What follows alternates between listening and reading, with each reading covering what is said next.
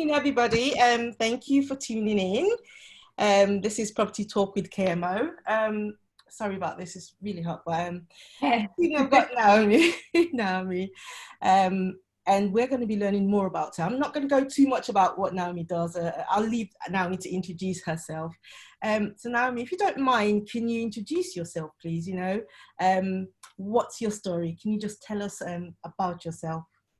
Yeah, sure. So my name is Naomi, guys. Hi. I'm actually a brand strategist, and I'm also a property investor as well. So I do have both sides to the coin. I started our branding and marketing business with my partner Jay in January. When was it? March 2019, only last year. So it seems like it's been going forever, but and then we decided to take the plunge and go into property investing around sort of May time last year as well. Since then, it's been a roller coaster ride of ups and downs. We've sourced 2 HMO deals on, and we've currently got a 13-bed HMO that is going through at the moment. We start build in September, so that's exciting. It's like my first HMO project, and it's like a very big one, so I'm one of them, go big or go home. Yeah. I'm like that too, go very big or go home. What's the point? You need to go big. Yeah. So what kind of made you want to go into business yourself? Why didn't you just go, the typical going to uni, getting a job? Why did you decide, I've got to work for myself, I don't want to do 9 to 5? What instigated that for you? Well, this is a very interesting story. So I've always worked in the corporate world as such, and as most people do, they'll work a 9 to 5 job, and I knew that there was something more I wanted to do with my life, but I just didn't know what it was. So I've always wanted to get into marketing, which is kind of strange because not many people want to get into marketing. They just sort of happen to do it because it's an online business. So I found a job doing the marketing side, and I worked my way up to executive level. And that's how me and Jay actually met. We met at work. And then it was just a case of, we ended up getting together. We were dating for a while, ended up moving in together. And then we were having loads of conversations. He's always been really, really ambitious about having his own business of some sort. And, I don't believe he's ever looked into it in that much detail, but he always wanted to do it, but just didn't know how to. He's never run a business by himself. So, you can do all these like side hustle things and, sort of try and do little bits here and there, whatever it may be, but never fully done it himself. So I was not that keen on the idea, to be honest. I guess for me, I was like, yeah, but I expected to start a business and be a millionaire within a year. That was my expectation. And for me, the passion was always, it was not quite there. And I think if I hadn't have met Jay, I wouldn't be where I am either. He kind of pushed me, well, I say pushed, but, in a good way, pushed me into the personal development world. Yeah. I attended Millionaire Mind Intensive in November 2018. And by January 2019, I'd quit my job. Wow. So it was, it was a scary moment. There was reasons why we left that job. It just wasn't for us. We weren't treated the best, and it just wasn't, when you kind of just think it's now or never. Yeah. It was that kind of moment. And then we jumped into this marketing business, and then we know Mark and Trisha, and then we had a conversation with Mark one day, and he was like, just need to get into property, just need to do it. And Jay was like, yeah, okay, yeah. And I was like, oh my God, what? So it was strange how it all happened, because it wasn't planned. Like, none of it was planned. We just decided in the moment, this feels right, so let's do it. Yeah. And then it was a massive roller coaster for the first sort of 6 months, 6 to 8 months really. it doesn't feel like, it feels like we've been going a lot longer than that, but we've not. Yeah. And yeah, and then when we first jumped into property, and when I say jumped, we did jump. I think we jumped a bit too far, got a bit ahead of ourselves, Yeah. and tried to, we didn't not take on too much, but I feel like we tried to take on a lot too soon, without doing any training. That could be a good thing though, because that could be a good thing in terms of the pace. Sometimes you might feel at ease and just take baby steps, but sometimes when you jump in, you always have that bounce, the ability to bounce back in case, and you learn sometimes from your mistakes. So I would think that's a positive, and it makes you grow faster as well. And you're ready to take on anything the world throws at you. I think that's a good thing. So yeah, and especially with Jay by your side, so both, I think you complement one another. So far, I've seen both of you together, and you kind of complement one another. So that's also a good thing, I suppose. But yeah, in terms of your marketing, how does that feed into property? Because I know you need one to help the other in terms of being able to brand yourself, being able to be seen. And so how does that complement one another? Because you've got both. That's a very good question. This actually came up on our training on Wednesday night, how to manage two businesses if they're not anything to do with each other. And it all just comes down to your confidence, really, because yes, we have a branding and marketing business. We also invest in property on the side. I personally wouldn't class our property investing as a business, but obviously you have to register it as a business, so it technically is. But for us, it's just investments, like it's a separate thing, and we treat it as such. Yes, we have partnerships and stuff like that. We have teams in place, but for us personally, we class it differently, and I kind of feel like that helps with our mindset when it comes to managing that. So when it comes to our messaging and our branding, it's very obvious that they're completely different. But there was a point when it wasn't. When we first started, I guess we kind of again jumped into it too soon with our branding and things like that, and we thought, the initial thought was we were going to do like an overarching group, and then underneath it was going to be like marketing and property and agency work and stuff like this. We're going to have this huge company, and it didn't work that way. And as we grew ourselves, and obviously we were teaching and coaching people with the marketing, it was getting clearer for us as to what direction we wanted to go in, because you don't know these things until you start doing them, and then you can diversify, you can systemize, and you end up with this process and this framework in place, and you're thinking, okay, this is it. And it's taken us just over 12 months to get there, which is not bad. Most businesses fail in their first year, so it's good that we're still going. Going really strong though. Yeah, definitely. Really strong, because again, your branding in terms of the expert on leash. I when I heard that, I'm thinking, where did you get that name from? How did you come about that? That's a lovely and unique name. This is a great story. So help me share. We so again, like I said, we had this moment where we were branded as sort of like the same branch. So we were called Empire Consulting, and our property was Empire Property Investments. So we had the whole empire thing going on, like build your empire. That was kind of what we were going for, and we loved it. But when it came to the marketing side of things, it just wasn't ringing true. And we're a small business. There are other people out there that have already got like Empire Builders as a name for marketing, and they are killing it. So it was like, okay, so they're a very big competitor of ours. It doesn't put us off, but you have to be aware of what's going on. And then there was also Elena Cardone, who has Empire Builders as well and teaches that. And it's like, okay, so it's obviously a popular name, but we don't want to be popular. We want to stand out. And it just, for a while, like months, we're talking months, it just wasn't, we didn't feel it. And it was reflecting in what we were doing. We were still passionate, but we weren't able to express ourselves properly because we had the wrong brand behind us, I suppose, at the time. So we ended up having a few calls with our mentors. We've got mentors in America, France, Australia, so we've got them all over the place. And we were like, right, let's just sit down with them and ask the question, how, because one of them was actually rebranded recently, so it came at the right time. Yeah. So we asked them, like, how did you do it?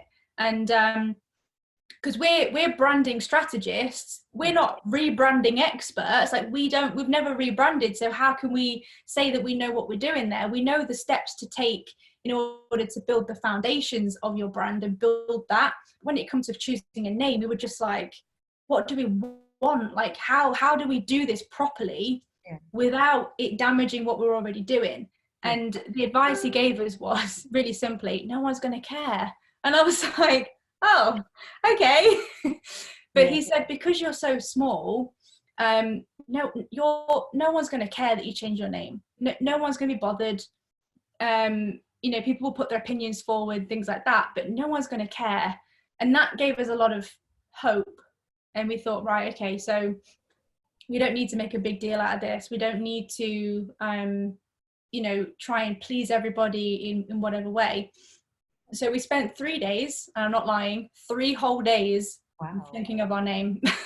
Wow. It's just like, it reflects on that name. The name does reflect. It would take time to actually get a name like that. It's absolutely awesome. The name Expert. Thank you. It was when you get it, you just know. Yeah. And we knew from the first time we did it, like, let's not rush this, because initially we were like, just get something, whatever. And we had a fair few names to start with. Yeah. We must have had about, I'd probably say about 25, 30 names that we wanted. Yeah. And the good thing with this is that if anyone watching this ever wants to rebrand, always go onto like a domain hosting site, like 123reg, and see if those names are available. Because if they're not, you can scratch that name off. And it made our job so much easier, because if you can't get the website URL, there's no point having the name. And when it comes to your website, you don't want to have hyphens, which we had. Why? I have no idea. You don't want to have hyphens, like all these little things for a marketer you just don't want to do. So we were like, okay, so narrow it down to about 5, because every website is taken, by the way. If you want a .com website, good luck. And then we ended up, you know, again, we kind of finalized it, and we were like, expert. We like the word expert, but how do we, you know, and then we came up with this, and it was available.com. I was like, oh my God, we have to buy it. We have to buy it. So, and then our wonderful graphic designer created the logo for us. And for the first one as well, we told her exactly what we wanted. We were like, right, we want it to incorporate, you know, like unleashing your inner expert. It's got to like unlocking your power. It's got to have that pizzazz to it. She come back with this. We were just like, yes, straight away. It was just meant to be. That was it. And you don't come with that. It's a very nice you know, name, and it's very catching as well. It means a lot, because sometimes you would have a name that is very nice but means very little, and it actually doesn't feel it with regards to what you do. So what you're saying is that you have to unleash what's inside you, your expertise in your field, I'm assuming here. And that's very good. It's very warming as well. And I know you do a lot of coaching and training and stuff. You might want to share that with the audience listening to what you kind of do. So in regards to what I do, or the training I get? So Expert Unleash, what's it about? So we help coaches and course creators to define their brand and obviously build that up, like build the foundations of a brand. And we're not just talking visual, we're talking like everything that you stand for, like your messaging and your values and everything around your dream client, because that's where businesses kind of fail, is that they don't have this stuff in place. And they think they can bypass it and go, well, I've got an awesome visual brand, I'm selling, so I don't have a problem. But if you look beneath the surface, there's loads of cracks in the foundation. So we help rebuild that. We help the client to understand where it is they're going, what direction are they going in, who is their dream client, in you know, and understanding what's their message, like how do they actually get that across to their audience. Because it's not just, you know, you can put loads of ads out You can say that you've got a website and you've got a logo and you go to all these network meetings, things like that. But at the end of the day, if you don't know who you're targeting, how can you find the perfect people for you? So we help people to build that. And it's all around attracting their dream clients. So we help you to build your brand to attract your dream client. So you'll get to a point where you're not going out there finding them, they're going to be coming to you. That's the ultimate end goal, is that they're going to be coming to you rather than you slogging your guts off trying to find people, anyone that will listen. Because that's what people do when they start out. They literally just shout about their business to anyone that will listen. Yeah. And then it's just like, oh my God, just stop, please just stop. You get unfriended. Yeah, no one wants to listen to you anymore. But when you do that though, because for example, if you start a business, you're thinking, okay, I've started a business, I've got 2 or 3 target audience. Must you always have one, or can you have more than one in terms of your target audience? Yeah, well, with your dream client, the difference between a target audience and a dream client is your target audience is who you target. That's literally it. It's who you target. But your dream client is who you want to work with. Like, who is the person that you physically want to, if you could create them in a machine right now with all the personality traits, you know, the certain type of money, the charisma, whatever it is that you want, hair color, like if you want to go nuts and go that detailed, then you can. But it's about, if you were to come into work every single day and have 100 of these people sat in front of you, who do you want that person to be? So it's normally, we always say normally go for one, but it doesn't necessarily mean that you can't have others around that. So for us, because ours is coaches and course creators, the reason we have 2 is purely because we attract those. Now, initially we were going to go for just coaches, but we wanted to make sure that we were getting people in the same niche. Yeah. So anyone that does coaching normally creates a course, and anyone that's a course normally coaches. So they go hand in hand. Wow. So it's kind of, you know, I guess they're the same, but the job title's just different. Yeah. And for us, our target, when we do our messaging, the coaches and course creators, obviously the keywords are there. But for us, for our dream client is a coach. That's our dream client. That's who we want to attract. And that's what we're getting. And the good thing with this is that the coaches are coming through and they're saying, oh, I actually want to start building a course. Yeah. So it's kind of spiraling that way and going in that direction. So that's kind of, in the simplest way possible, that's what the difference is. Okay. But that makes sense. I'll definitely be seeing you after this session. I need to look at my branding and everything, the brand, and see how we can work together on that. But with regards to property though, what are your strategies with property? You know, because I know, obviously, I've met you in one of my investment areas, the almighty Article 4 that they always talk about. But what's your strategy, and how, you know, what's your property journey? Where are you now, and what can you share with us? So the property journey, I'll try and keep it as short as possible because there was a lot of learnings. But for the first sort of 10 months, I suppose, when we first decided we were going to go into property, within 48 hours, we had our first HMO deal in Loughborough. And it was a 5-bed HMO, a nice little small project to start with. And everything that went wrong. So we got planning on it, which is awesome. So anyone that's listening and says that you can't get planning in Article 4, you can. Yeah. So you just got to make sure you use the right planning consultant, guys. And the problem we had was our investor.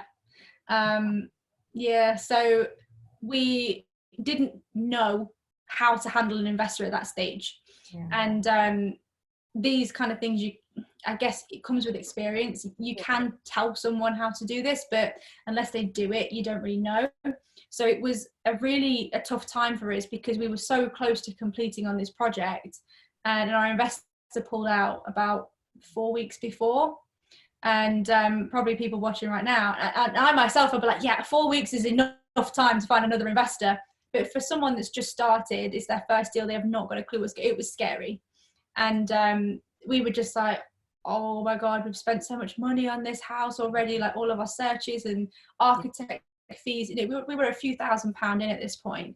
And for us, when especially we've just started our business, we don't have a job, we've just spent $3,000 on a credit card. So it was stressful, but we did find another investor, but not in enough time.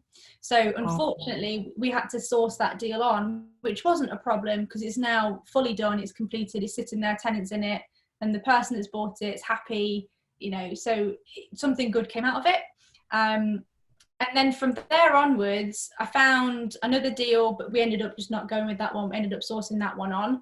And then Jay came across the one we've got right now, the 13 bed.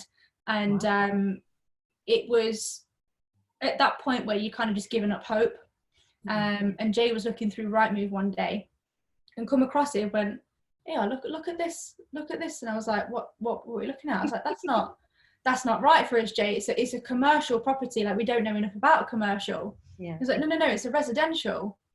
And I was like, how many bedrooms is it? He said, it's 5. I was like, how much is it on for? He went, 175. I was like, what? A 5 bed for 175,000? I was like, yes. And I just said, we need to ring it now. Yeah. And we literally rang it, and it was like just going past 5:30. And I was like, they're not going to be in, it's going to go tomorrow. But we ended up getting through to them, ended up getting a viewing. It's huge. It's absolutely massive. There was a lot of problems with it to start. Yeah. I'll be honest, I've never dealt with a vendor like that before. Actually, if I can handle him, I can handle anyone. There you go. That's learning. It was not a fun journey. I know. Trying to buy, but it was a lot of deadlines, a lot of pressure, and you know, if you don't do it, I'm gonna pull out, blah blah blah. And it's like, okay. We had a lot of difficulties with our team, and there was so many things. We thought we'd actually covered all the bad stuff in the first property. Yeah. It just got worse. We were just like, learning, isn't it? How is this still happening to us? Like, we've done everything right. This shouldn't be happening. So that's taken up a lot of our time and energy, to be honest. And we've started looking again for some new projects. So we are currently looking for some more HMO deals. But our strategy as such, I mean, we've got an investor who wants a deal. So we're looking for a HMO deal with him. And the other side of what we do is we started a new development company about 2 months ago, and that's called Foxstone Developments. So that is, I love the name, I love it. And that took us 6 weeks. That took us 6 weeks. Oh my God. But it's the right name, you see. Yeah. So since we started that, we found a fair few properties that on surface level seemed okay, but with the development, it's got to be right. Obviously, the numbers are a lot bigger. And my property coach, Shane, good old Shane Duff, shout out to Shane. He's done developments before. He's done a 6 house plot in Cheltenham, and he knows what he's talking about. He's done it all. He's doing multiple now as well. So he taught me everything I know on all the development deal numbers now. So it's just like, we know what we're doing, and it's great because, I mean, we've lost a couple. Thankfully we've not paid anything to them. It's just because they've not been right. And with a development, what I like about them is that you're not as pressured, should I say, to get to the finish line, because it's such a big project. There's a lot more hoops you've got to jump through.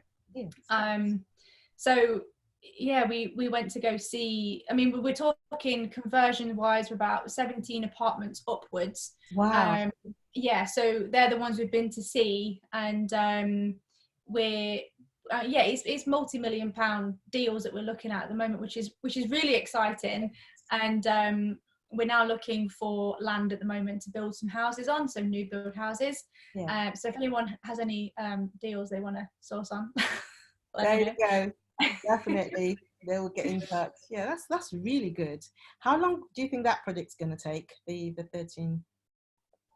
What's your for that? I think we're projected to finish next March. Wow. So we've got about February, March next year, because we've got a 6-month build estimated the actual project. Yeah. They said it can be done a lot quicker, but you know, just in case, especially because of Christmas and building over Christmas, stuff like that. So yeah, we've estimated a 6-month build for that, so fingers crossed by the end of March next year it should be either tenanted or it should be ready to have tenants put in. Are you going to hold on to them, or are you going to sell them? What's your plan with them back end? Yeah, so we're going to be renting them out, so we're keeping that one on. Yeah. Build to rent, as they say. Yeah. That's really nice. All the best with that, though. That sounds really interesting. You got your hands full. You got your marketing business, and you got your property business. You got your development business. Wow. Yeah. Really busy. Yeah. Well, all the best with that. Going back slightly to your, you spoke about the social media form thing. I know I did this LinkedIn growth challenge with you a while ago. That was absolutely great, and I encourage people to do things like that, because I was kind of hesitant when I actually wanted to do that. I was thinking, a whole week, I don't have that kind of time. But I went in with an open mind, because LinkedIn is a platform that I never used to use regularly. And I can honestly say, having spent the week with yourself in Jay at the back end till today, I could say my connection, people I've connected with, have about 10 times more. And that's the honest truth, in about 2 months. So it does work. And I think putting yourself out there as well is important. But when you started initially, going onto social media and talking about things, were you kind of shy about it? Because I remember back in the days when I was told, you got to do a live, I would literally have oh my God, I can't do a live. How did you feel? Because now I still have that moments where I think, oh God, what am I going to talk about? But, I kind of see you and I think, oh, she doesn't even think, you just go on there effortlessly and just, deliver what you've got to say. And how do you feel deep inside? Do you get nervous? Do you? I mean, it may look effortless from the outside, but there's been about 15 minutes beforehand actually planning what I'm going to say. So with Facebook Lives, it's something that what we always say is that just because it's live, you don't have to be live. Like, you don't have to just pick up your phone and go, okay, go. Like, you can plan it. And a lot of people have different opinions about that, and they'll just go, just do it, just do it now, just go now, just do this. And it's like, I get it, because you don't want someone to procrastinate about going live. However, for me personally, because I'm a marketer and obviously the branding side is what I do, I have to respect my brand. I can't just go, I'm just going to fumble through a live. I have to at least plan a little bit and understand what I'm going to say in my descriptions. I've got to make it eye-catching. It's got to be attention grabbing, and I can't just do that and then ruin my brand because, well, you're telling me to do that, but you're not doing it yourself. And it's like, you can't do that. So, but when it comes to the being on camera side of things, I've never been shy with stuff like that. I used to do performing arts when I was a kid. From about, I didn't used to do it. I was a born performer. Oh, wow. As they say. When I was 3, I used to perform little routines in front of my family in the front room, and I used to like act and dance and do weird stuff. I don't remember this myself, but yeah, that's what I used to do. So that carried on throughout the rest of my years until I was 22, 23 is kind of when I actually stopped. So I never actually went to university. I was going to go to performing arts school. But for me, I just thought, no, I don't need to go to a performing arts school. If I'm going to do it, I've got to go out there and do it. Like, I've got to get the experience. I need to be seen to be doing that. And it was tough. I didn't have as much support, I suppose, as certain other people do. You see so many famous people, like, some people get it from like rags and riches, and then you've got others that have had like a nice gradual introduction into it. But that's kind of where that confidence for me comes from. I spent years and years and years doing some very uncomfortable performances. Very, very intimate, like, quite close to people's faces, intimate, like, sometimes it was very uncomfortable, and I guess that's where the confidence comes from, really. So Very good. Yeah. I wish I was like that. I'm always still shy sometimes when I have to speak in public. But I suppose it's one of those things where over time you get better with Yeah. practice, and you know the experience comes in and you kind of hold on to that. But yeah, before I let you go, Naomi, I've just designed this platform whereby at the back end I would be asking you some rapid questions. I'll just call it the 10 rapid fire questions. So I'll be asking you questions. I think I've got 9 here. I haven't got 10, but I'll ask you. It's supposed to be 10. It's just, for example, I could say orange or grapes, and you can just pick one, and you could just, if you wanted to elaborate slightly on them, please do. But Okay. it's just like a fun game. You know, it's Friday evening. Why not? If not, everybody else at home play along as well. Make sure yeah, they can. So you ready? Yes, let's do this. Okay, HMO or buy to let? HMO. Because the cash flow is better. You can get, well, if you're doing it from like a standstill point of view, you can do the luxury buy to let stuff like that if you've got more money. But for getting started, HMOs are great. You've got the extra cash flow, and the GDVs are better as well if you're doing obviously commercial units. So you get a better revaluation on the back end of it. So yeah. Okay, commercial conversion or land development? Oh, land development. Why? Because it's easier. That's very true, but a lot of people don't know that, you know. No, it's our secret. Don't say that. Don't tell anyone. They prepare the commercial conversion, so let them do that. Okay, online or face-to-face training, which one do you prefer? Face-to-face, definitely face-to-face. The energy is just different. The energy is so different. I've been to some amazing online events, and to be fair, like, the energy was still good, but it's nothing compared to being next to someone that you don't know and being friends with them for 3-4 days and having that connection, and the energy that you feel in that room is just immense. So yeah, face-to-face. Stories, and you can come be friends. I've got friends that I've met at networking meetings that were very good friends now at the back end of going to training programs and networking meetings and stuff. So I agree with you. I'm going to see your answer. This one is a very interesting one. TikTok or Instagram? TikTok! All the way! TikTok queen! I love TikTok. Anybody watching that's not on TikTok, you need to get on it. Really? You need to be on TikTok. Yeah, it's like the fastest growing social media platform right now, and it's so much fun. Like, you'll go on it and you know, you look at it and think, what the hell is this? It's just a load of teenagers dancing around a screen. But no, if you actually do a bit more research and go into your niche, so if you're doing property, there are loads of people on the platform that loads that do property. 15-second videos, how to get a HMO, 3 simple steps on a screen with music, doing a dance, whatever. Wow. It's amazing. I'm going to check that out once I'm done. Do it. Next one, auction properties or lease options? I'm gonna go with auction. Why? Because leaseholds have a lot of their own issues. Auctions, obviously, you've got the fast-paced movement to actually get it to close. But I think you can get some really beautiful properties on auction, and obviously the price is supposed to be cheaper.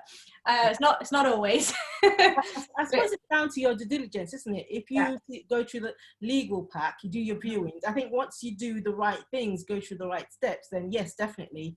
Auction. I'm for auction as well. So because a lot of people still don't understand lease option, so it's a bit tricky out there. So this is summer or winter? Summer. Has to be summer. I get really sad in the winter, like miserable. Really? I think I've not been diagnosed with it, but I think I have that sad thing, you know, where it's like whatever it's called, seasonal depression or whatever it is. I know I do genuinely get a lot more. Jay will probably disagree with me on this, but I do get a lot crankier and a lot just depressed in the winter. Apart from Christmas, I love Christmas. Love it. Yeah, I agree with you there. Okay, Facebook or LinkedIn? Facebook. Why? Because the people on Facebook are a lot nicer. LinkedIn is definitely more professional, and there's a lot of stigma around if you're not being professional enough, but that shouldn't stop you from being on the platform. But for me personally, the engagement is better on Facebook. You've got the lives, which is the best thing about Facebook. You can go live on there. We're live right now. We wouldn't be doing this if we didn't have Facebook, so this is an amazing opportunity, and thank you, Facebook, for letting us do this. But yeah, the engagement's there. You know, you can be in Facebook groups as well, which are awesome. They're a lot better than LinkedIn groups. LinkedIn groups kind of just die a little bit. They don't have as much interaction. If they do, it's just very rigid. It's professional in a way, isn't it? It's business. Yeah, I think business or professional as well. Yeah, I think that the functionality of Facebook's a lot better. That's probably why I prefer it over LinkedIn. So yeah, but I have heard that LinkedIn are rolling out at the moment. I couldn't get into it. I've tried, but they're doing like a beta program on LinkedIn Live.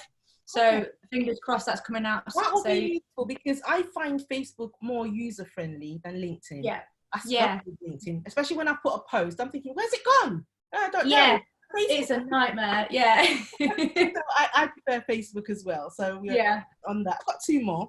So having a mentor or coach, or learning yourself. Oh, definitely a mentor or coach. I'm a coach. Come on, I can't say learn by yourself. If you learn by yourself and you do not have a mentor or coach, you are doing something wrong. Like, you need to have somebody there who's done it and they can help you, guide you. Because if you don't, you can have all this self-made stuff as much as you want. But at the end of the day, I've come across property investors like this who are very, well, I've been doing it for 20 years. I don't need to be told this, that, and the other. Great. How big is your portfolio? 2 million. Compared to someone who's got 8 million in 3 years. Yeah. I think I'd go with the person that's got 8 million in 3 years. It's a no-brainer. Yeah. And that's I think it's the close-mindedness of that is that I don't need a coach is just completely like wrong. And I know it's not the same, but in America, like, having a therapist is like the thing to do. Oh, yeah, definitely. If you don't have a therapist, you're seen as weird. So it's like, you know, it's kind of the same here. Like, a coach becomes your business therapist as such. And if you're not being guided, you've got no accountability, and you just keep going week by week by week, just thinking you're doing the right thing, but you're not. You're not being pushed. And so many of us, all of us, have so much potential, but like, people that don't have the coaches and the mentors, they're never going to see that, because they're too stuck in their own way and they won't get the help they need. So yeah, I feel very passionately about that one. And that brings us to your name, Unleash the Potential Inside. Exactly. Unleash your inner expert, guys. Definitely. The last one, it's kind of similar to that. It's a do it yourself or save your costs. So do you do it yourself, or do you save costs by delegating? Which one do you? Well, I would always go with the save your cost side of things. But obviously I understand that in the beginning you kind of do need to do it yourself, because you don't always have the money to do that. However, the quicker you can get that money to delegate it, the better, because it just saves you so much hassle and so much time. You get the expertise of someone that does something specifically. So obviously, like, when it comes to project managing as well, like, some people are a little bit dubious about getting a project manager on because it's an additional cost. However, if that person has got extreme success in what they've done, why would you not go with them? Because you can just hand them your project whilst you go out and do what you do best, getting some more deals in, getting the investors in, and doing it that way. And equally, you can always go a little bit further and get like VAs on board, get them to do admin, which is obviously the biggest killer of a lot of small businesses, admin. And like, oh my god, the amount of admin you have to do is just insane. I can also relate to that, because I remember when I started and I got a property in an Article 4 area and I had to do the planning application. Now I get people to do it for me, but back in the day I did it myself. So I had to read all the documents, I had to go into the planning portal, do it myself, and then it got refused, and then I had to appeal myself, so I had to do the work myself. So I was trying to save costs, but I spent a lot of hours trying to get it done myself. I did get it in the end, but if I could turn back the clock, I would probably have taken on an expert to do it. But those are the, when you just start out, like you rightly said, you want to save costs.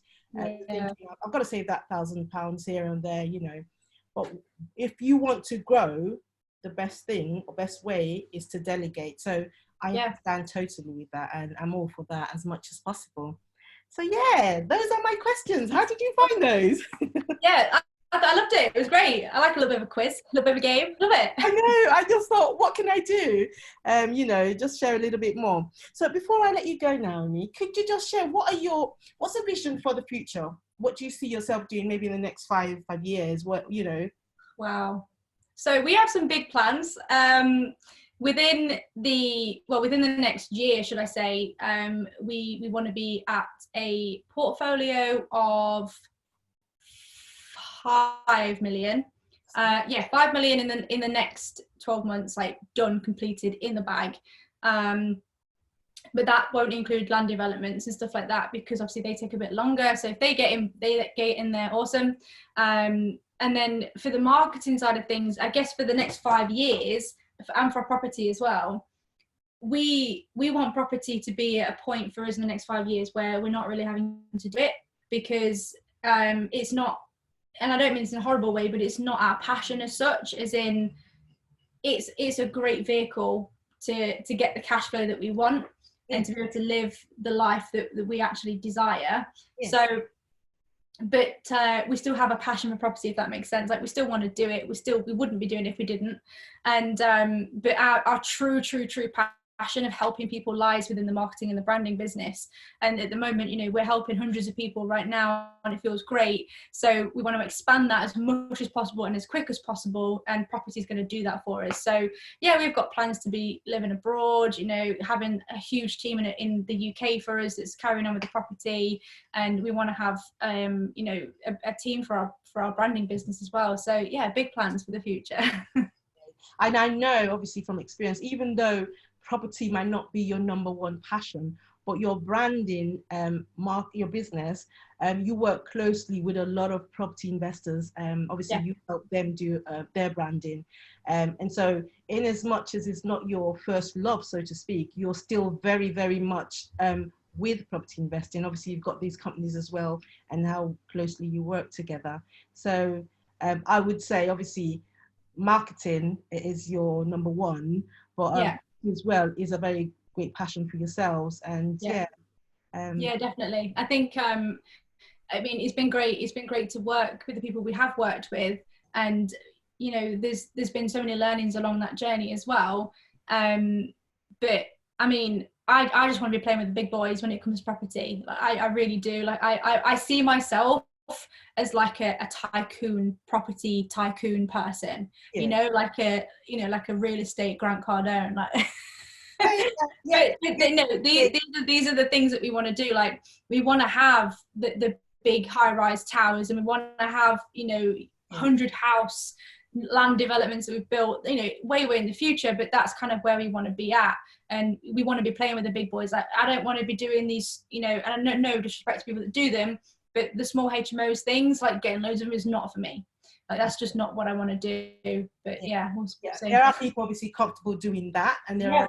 It's a great strategy. It depends on what you want to do as an individual.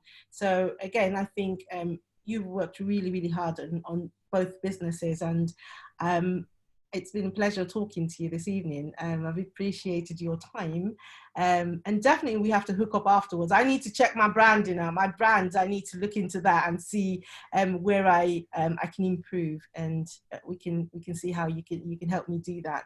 So thank you so much for your time this evening. Thank you for yours. What about your website though, in case people wanted to connect to you via your Facebook group? Because I know. We do have a Facebook group at the moment. It is, like I said, it is targeted towards coaches and course creators. So if anybody is in that sort of industry, whether it doesn't matter whether it's property or fitness or whatever it may be, the Facebook group itself is Expert Unleashed, and it's called Dream Client Attraction for coaches and course creators, if you want to find us on that. As for connecting, you can go to our website, it's expertunleashed.com, or you can just connect with me on Facebook. My name is Naomi Hyett. And I'm sure if you look on Kuderit's friend list, you'll find me on there somewhere. So connect with me on that as well. Thank you so much for your time this Great. evening.